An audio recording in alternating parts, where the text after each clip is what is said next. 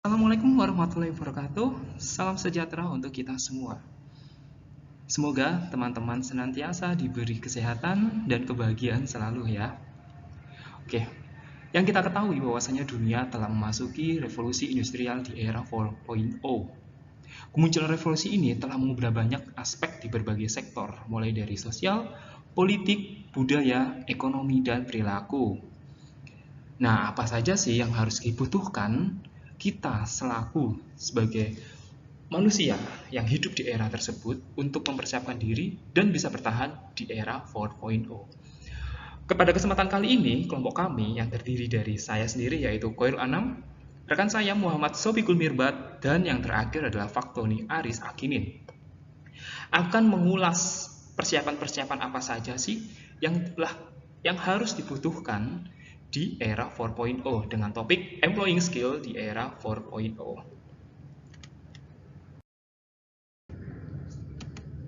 Apa saja topik pembahasannya? Yaitu kita akan memperkenalkan bahwasanya apa sih Industrial 4.0, kemudian pemodelan Industrial 4.0 yang terakhir yaitu Employee Skills pada Industri 4.0. Nah, pada tiap materi akan disampaikan oleh 3 orang yang berbeda ya teman-teman ya. Oke, yang pertama akan disampaikan oleh rekan saya yaitu Muhammad Sofiqul Mirbat. Yuk simak penjelasan dari teman kita.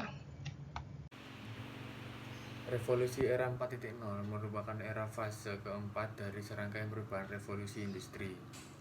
Revolusi era 4.0 pertama kali dikenalkan oleh Hannover Fair pada kisaran tanggal 4 sampai 8 April 2011 yang merupakan resolusi pemerintahan Jerman dalam memaksimalkan teknologi untuk memajukan negaranya di bidang industri. Revolusi industri 4.0 juga disebut dengan Cyber Physical System yang menggambarkan fenomena penerapan integrasi teknologi cyber dengan teknologi otomasi. Hal ini bisa dilihat dari kebutuhan internet yang sudah menyaingi kebutuhan primer di kehidupan sehari-hari. Sehingga tak jarang bahwa revolusi 4.0 disebut juga dengan Internet of Things. Kemunculan revolusi ini telah mengubah banyak aspek di berbagai sektor, mulai dari sosial, politik, budaya, ekonomi, dan perilaku. Selanjutnya yaitu sejarah dan tahap-tahap revolusi industri 4.0. Dimulai dari tahun 1800 di mana pertama kali ditemukannya mesin uap, sehingga industri kebanyakan menggunakan mesin uap, sehingga munculnya kapal uap, kereta api, dan lain-lain. Dan dilanjut di tahun 1900 di mana ditemukannya listrik pada saat itu yang menyebabkan meningkatnya produksi barang. Kemudian dilanjut di tahun 2000, inovasi teknologi informasi, komersialan personal, komputer, dan lain-lain sudah mulai ditemukan di tahun itu. Dan sekarang yaitu revolusi 4.0, di mana saat ini manusia telah hidup di era industri 4.0 dengan diawali dari revolusi internet yang tidak sekedar sebagai mesin pencari saja. Namun lebih dari itu, seluruhnya telah terhubung dengan cerdas. Diawali dari adanya penyimpanan cloud, seperti kalau di contohnya iPhone ada iCloud, Xiaomi ada Mi Cloud, dan lain sebagainya. Perangkat yang terhubung dengan cerdas, sistem fisik fiber, dan robotik. Cloud sendiri memiliki peranan yang penting dalam penyimpanan data dan informasi. Hal ini berguna di dunia industri, karena kita bisa mengakses laporan, keuangan, data perusahaan, dan lain-lain kapanpun dan dimanapun tanpa takut kehilangan kertas atau buku laporan yang telah dibuat. Selanjutnya, yaitu permodalan industri 4.0. Fraunhofer, sebuah organisasi riset dan teknologi di Eropa, merekomendasikan model lain yang disebut Fraunhofer Industri 4.0. Seperti gambar yang ada di samping, yaitu menggambarkan susunan model desain instrumen yang dibutuhkan di era 4.0, yang mana di dalam susunan tersebut ada 3 lapisan yang lebih komprehensif, yaitu lapisan inti yang ada di dalam terkait dengan produksi, lapisan dalam menjelaskan aspek teknologi informasi dan komunikasi, dan lapisan terluar terkait transformasi perusahaan dari implementasi Industri 4.0 yang meliputi bisnis, sistem manajemen, dan sumber daya manusia. Model ini diklaim lebih komprehensif karena memasuki lebih banyak unsur tangible. Baik, saya lanjutkan ya teman-teman ya. Setelah kita ketahui nih terkait dengan pemodelan Industri 4.0 yang telah dijelaskan oleh Mas Mirbat, diketahui bahwasanya di pemodelan Industri 4.0 itu ada 3 lapisan, yaitu lapisan inti, lapisan dalam, dan yang terakhir adalah lapisan luar. Nah, salah satu komponen di lapisan luar itu adalah si manusianya atau si pelaksana atau kita sering sebut dengan karyawan di bidang industri. Nah, karyawan ini kenapa sih ada di lapisan luar? Karena pada dasarnya karyawan itulah yang akan melakukan pekerjaan-pekerjaan yang melakukan sistem yang ada di inti maupun di lapisan dalamnya. Nah, apa saja sih permasalahan yang akan dihadapi oleh karyawan untuk bisa menjalankan atau siap menjalankan di lapisan inti dan lapisan dalamnya? Problemnya adalah permasalahan atau tantangan yang dihadapi pada masa industri 4.0 ada lack of employee skill and ability atau kurangnya kompetensi karyawan dalam industri di era 4.0.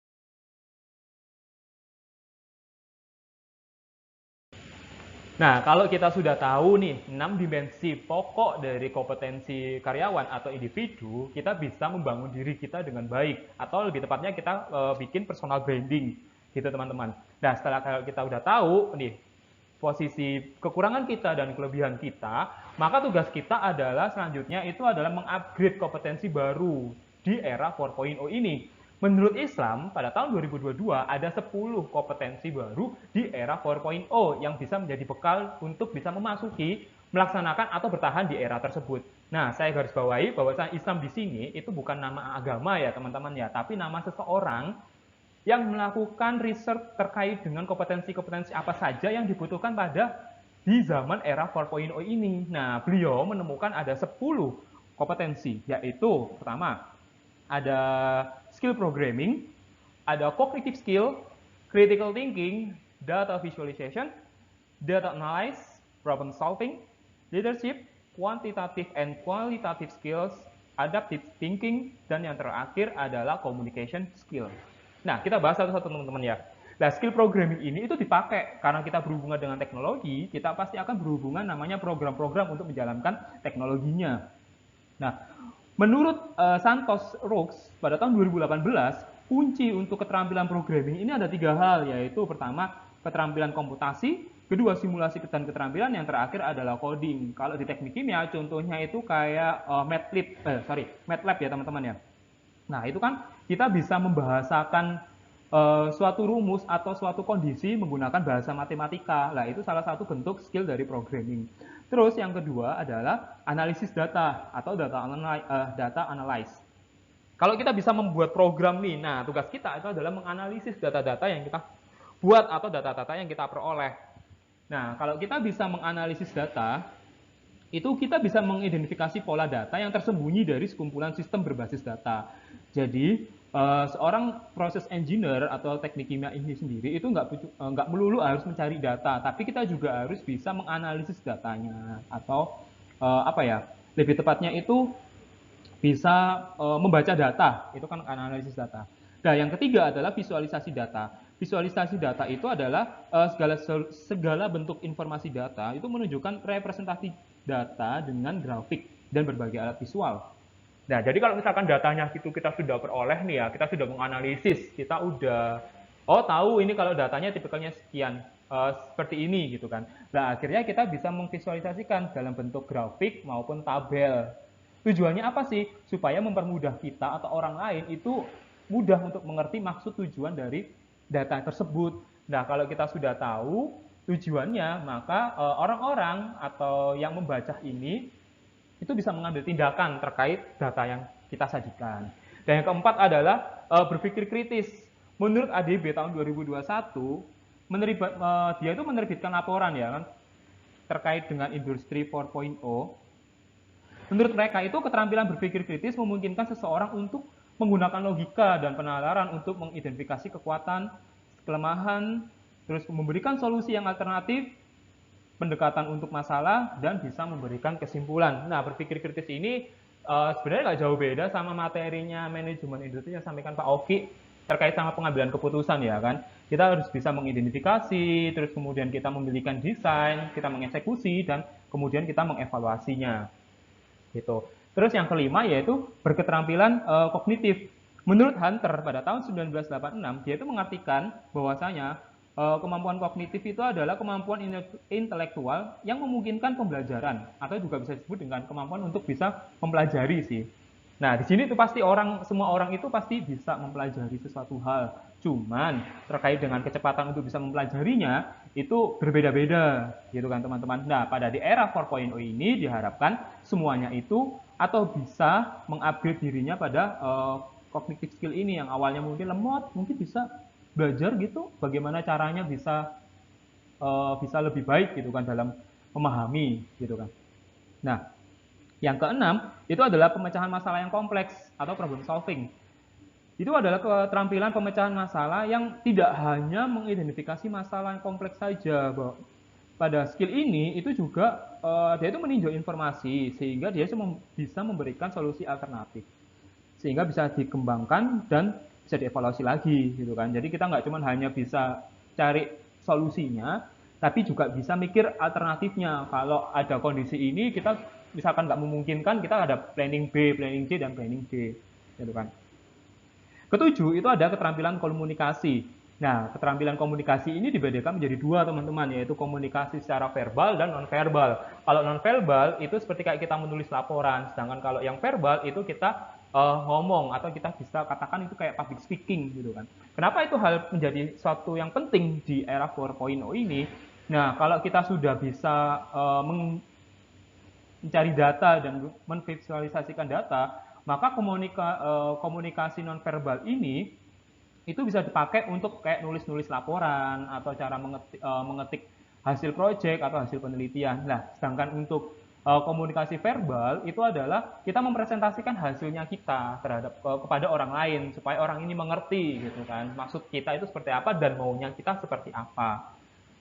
Dan yang kedelapan yaitu berpikir adaptif. Nah, berpikir adaptif ini adalah suatu pemikiran yang menyiratkan kemampuan untuk mengatasi atau mengatasi perubahan, atau permasalahan dengan urutan waktu. Nah, kemampuan ini itu contohnya kayak memprioritaskan suatu kondisi, gitu ya, teman-teman. Yang mana ini penting atau urgent dikerjakan, apa bisa kita tunda, namun kita harus kerjakan. Itu tergantung dari skala prioritasnya. Nah, yang kesembilan yaitu keterampilan kualitatif dan keterampilan kuantitatif. Nah, kalau kita ketahui ya, kalau kualitatif itu kan sesuatu hal yang tidak bisa diukur, cuman hanya bisa tahu ada atau tidak. Dan sedangkan kuantitatif itu sesuatu hal yang bisa diukur. Nah, kalau kemampuan kualitatif itu kayak kemampuan apa ya? Kita menilai seseorang ya, kayak jurusan psikologi itu kan dia itu kan keterampilan kualitatif, dan cuma hanya bisa menilai berdasarkan survei atau wawancara, karena kita kan nggak bisa mengukur secara bilangan tetap atau prediksi angka, gitu kan. Sedangkan kalau keterampilan kuantitatif itu kembali lagi kita bisa kayak matematis atau kayak data analysis, programming dan lain-lain. Itu adalah keterampilan kuantitatif. Nah, yang terakhir yaitu keterampilan manajemen orang. Nah, keterampilan ini diperlukan, teman-teman. Karena apa? Karena selain kita harus bisa memperhatikan diri kita sendiri, kita juga harus bisa memperhatikan orang lain. Kenapa? Karena kalau kita nggak maju bersama dengan tim kita, itu jatuhnya itu kayak kerja itu individual, apalagi di era 4.0 ini ya, karena serba cepat dan digitalis, kayak gitu. Jadi kayak kerjasama itu menjadi satu hal yang sangat dibutuhkan. Nah, di slide ini kita akan memberikan contoh pengaruh leadership pada era industri di 4.0. Di sini ada tabel, teman-teman. Itu ada kolom yang luas sebelah kiri, itu ada time, itu adalah waktu sebelum menjadi seorang leader sampai dia saat menjadi seorang leader. Sedang sebelah kanan itu adalah kondisi atau kita mau mengadopsi ekonomik atau suatu bisnis ekonominya seperti apa, atau apa ya, kita sebutnya kayak bisnis plan-nya di sebuah perusahaan. Kita mau mengadopsi kayak industri ekonomi atau knowledge ekonomi atau kreatif ekonomi. Saya mulai dari waktu fokus on konteks ya. Nah, kalau industri ekonomi itu kita cuman hanya berfokus pada physical place atau tempat yang secara nyata, gitu kan. Contoh misalkan kalau kita mau promosi, itu kan kita bikin brosur atau kita bikin buku kecil-kecil, itu kan physical place ya kan. Nah, sedangkan kalau knowledge ekonomi itu dia itu akhirnya menambahkan kayak iklan besar gitu. Bisa di baliho atau di spanduk-spanduk. Itu kalau misalkan kita sudah masukin tipikal yang knowledge ekonomi. Tapi tetap dia ada brosur kecil-kecil, dia masih ada transisi ya kan. Kalau udah ke kreatif ekonomi, itu dia udah main digital atau virtual space. Jadi kayak si balihonya itu dibikin kayak apa ya?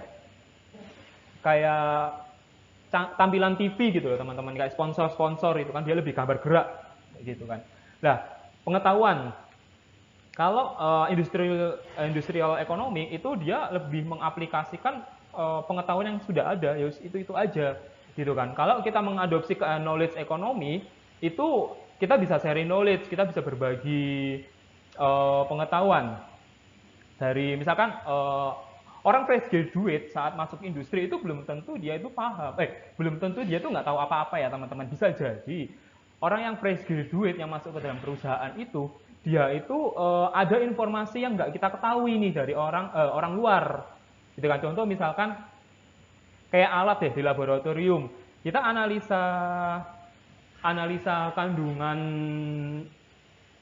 Fe misalkan iron itu, kalau yang industrial ekonomi ya taunya pakai spektro gitu kan. Ternyata kalau kita sudah ternyata di update-nya itu bisa pakai ICP atau pakai AS. Nah, kita bisa mencari tahu dengan cara sharing knowledge. Jadi jangan pernah meng-underestimate fresh graduate kalau misalkan masuk dunia industri. Kalau kita masukin lagi ke kreatif ekonomi, nah dia itu jauh lebih banyak inovasi-inovasi baru dibandingkan knowledge ekonomi. Kalau knowledge ekonomi kan ya sebatas kondisinya yang update itu kan. Kalau misalkan kreatif ekonomi itu di banyak inovasi-inovasi yang terbarukan. Nah, kalau organisasi, kalau industrial ekonomi dia itu lebih formal, ya kan? Kalau knowledge ekonomi dia itu lebih informal. Maksudnya informal itu kita lebih bisa luas gitu loh kan, mau cari informasi atau kita sharing-sharing gitu. Sedangkan kalau kreatif ekonomi, nah dia itu malah open system sama kayak knowledge ekonomi, tapi dia itu lebih organik, artinya lebih membaur gitu kan. Dia itu lebih benar-benar terbuka terkait sama kondisi yang update. Nah, kalau komunikasi, kalau industrial human itu ya manusia sama manusia. Ini transisi, udah transisi mau jadi leadership ya kan. Nah, kalau yang nulis ekonomi dia tuh lebih baik main mesin, kita bikin program atau main sistem. Awalnya kalau industrial ekonomi kita ngitungnya kan ya pakai kalkulator gitu kan. Atau kalau misalkan mau gambar grafik, menentukan regresi linear untuk menghitung kadar fosfor misalkan pakai metode spektro, itu bikin grafik manual. Nah, sedangkan kalau yang pakai kita mengadopsi ke knowledge ekonomi, itu dia udah pakai Excel atau pakai program-program selainnya gitu kan. Kalau apalagi kalau kreatif ekonomi itu kebalik. Kalau knowledge ekonomi itu human to machine, lah kalau yang kreatif ekonomi itu adalah machine to human. Nah, contohnya itu kayak artificial intelligence. Jadi kita bikin kayak program mesin yang prosesornya tuh cara berpikirnya hampir seperti kayak manusia, gitu kan. Nah, kalau saat menjadi leader itu dia itu lebih kayak inherit position, artinya ya tergantung aku posisi lebih tinggi gitu kan. Nah, sedangkan kalau knowledge ekonomi dia itu pemimpin dipilih karena dia itu menyadari akan dirinya itu punya kemampuan dalam memimpin, kayak volunteer dari para anggotanya, bukan ditunjuk gitu kan. Nah, kalau yang kreatif ekonomi itu hampir sama sebenarnya, leader of emergency. Jadi ya intinya berdasarkan kepercayaan, bukan karena ditunjuk gitu kan. Kalau yang knowledge tadi kan berdasarkan kebiasaan ya kan, kebiasaannya dia memimpin, memerintah, oh berarti dia cocok nih jadi pemimpin. Nah, sedangkan kalau industrial ekonomi, ya siapa yang deket sama bos, ya itu akan jadi pemimpin gitu. Nah, kalau di leadership, dia itu sifatnya itu egosentrik. Ya, nggak dibutuhkan di era industri 4.0. Kenapa? Kalau egosentrik itu artinya dia itu mikir dirinya sendiri, nggak peduli sama orang lain. Ya selama itu menguntungkan ya udah gitu. Tapi kalau kita mengadopsi menjalankan ke knowledge ekonomi, kita harus membangun sebuah relasi antara anggota dan bawahan. Beda ya kalau yang industrial ekonomi itu kayak kita membangun atasan sama bawahan. Jadi kayak babu sama majikan. Kalau knowledge ekonomi ya kita itu sama gitu loh kan. Nah, sama dengan halnya kreatif ekonomi. Ya, makanya ada pergeseran. Kalau misalkan dari industrial ekonomi ke kreatif ekonomi itu ada dari egosentrik ke altosentrik. Artinya dia itu lebih terbuka aja gitu kan. Nah, aktualnya saat menjadi leadership pada era industrial ekonomi atau zaman masukin fase industrial ekonomi itu, dia itu mainnya command and control. Nah, command and control itu ya dia memerintah dan memastikan kontrolnya itu apa yang dia perintahkan itu dikerjakan apa enggak gitu kan. Nah, sedangkan kalau masukkan era knowledge ekonomi, adopsi yang dari knowledge ekonomi ini, kita harus membangun koneksi dan membangun komunikasi gitu kan. Kalau koneksi kita banyak, artinya kita bisa dapat ilmu yang baru atau knowledge yang baru gitu kan. Nah, kalau yang kreatif ekonomi itu dia malah lebih keren lagi, yaitu kita menganggap anggota kita itu adalah sejajar, partner kita, partner kerja, bukan antara atasan dan bawahan. Jadi lebih enjoy aja. Jadi inilah perbedaan pengaruh leadership pada era industri 4.0 gitu teman-teman. Nah, selanjutnya materi akan dijelaskan oleh teman kita yaitu Mas Aris. Berikut ini adalah upaya-upaya peningkatan kompetensi SDM. Yang pertama adalah pelatihan atau training. Pelatihan adalah mengajar atau mengembangkan dalam diri sendiri maupun orang lain keterampilan dan pengetahuan. Pelatihan bertujuan untuk meningkatkan kemampuan, kapasitas, produktivitas, dan kinerja seseorang. Contohnya adalah pelatihan leadership untuk para pemimpin grup tim.